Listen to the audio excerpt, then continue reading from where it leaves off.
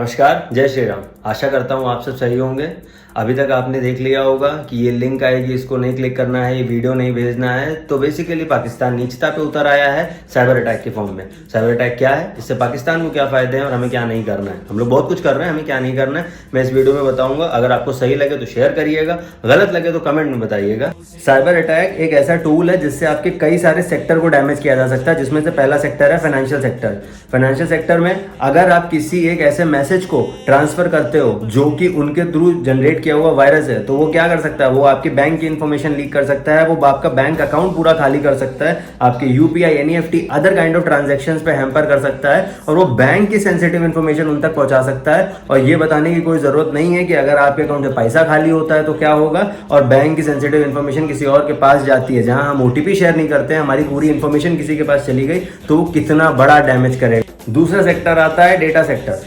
उसमें आता है सेंसिटिव डेटा। सेंसिटिव डेटा मतलब आपकी आइडेंटिटी हो सकती है, किसी की पर्सनल इंफॉर्मेशन हो सकती है, वो अगर उन तक पहुंच जाती है तो आप सोच सकते हो कि किसी एक परिवार की, किसी एक शहर की, जिले की, प्रदेश की या देश की पूरी इंफॉर्मेशन अगर उनके हाथ में चली जाती है तो कितना बड़ा डैमेज कर सकते हैं। वो हमारी वेबसाइट्स हैक कर सकते हैं, वो सरकारी डेटा हैक कर सकते हैं, सरकारी फंक्शनैलिटीज पे हैम्पर कर सकते हैं। तीसरा सेक्टर आता है आपका कम्युनिकेशन सेक्टर, जिसमें सबसे बड़ा टर्म है मिसकम्युनिकेशन। इसमें आपको कोई भी गलत इंफॉर्मेशन दे करके भड़काया जा सकता है। जैसे मान लीजिए हिंदू मुसलमान दंगे दिखाए जा सकते हैं, कहीं मॉब लिंचिंग दिखाई जा सकती है। अब इससे क्या होगा, हमारे शहर में दंगे होंगे, हमारे शहर में लड़ाइयाँ होंगी, तो सरकार का दिमाग भटकेगा और आर्म फोर्सेस का दिमाग भटकेगा। जो लोग लड़ने वहां पहुंचे हैं, फोकस तौर पे वहां पे लड़ रहे हैं, उनको यहाँ पे डिप्लॉय करना पड़ जाएगा। इस मिस इन्फॉर्मेशन में वो बहुत चौड़ में ये भी कह सकते हैं, जैसा कि अभी तक बकते आए हैं कि हमने मिसाइल गिरा दी, हमने इस पे हमला कर दिया, उस पे हमला कर दिया, वो कुछ नहीं कर पा रहे हैं। लेकिन जब तक आप तक सही खबर पहुंचेगी तब तक बहुत कुछ हो चुका होगा। तो मिसकम्युनिकेशन बहुत बड़ा रोल प्ले करेगी हमारी इस सिचुएशन को हैम्पर करने।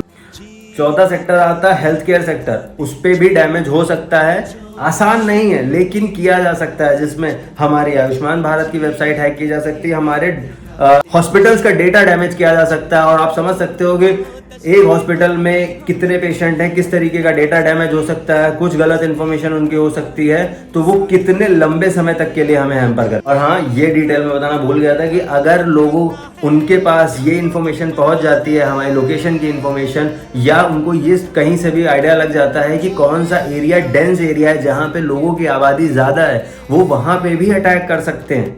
इससे हमें ही डैमेज होगा। ये चीजें सुनने में अजीब लगती हैं लेकिन बहुत आसानी से की जा सकती हैं। जय श्री राम, भारत माता की जय।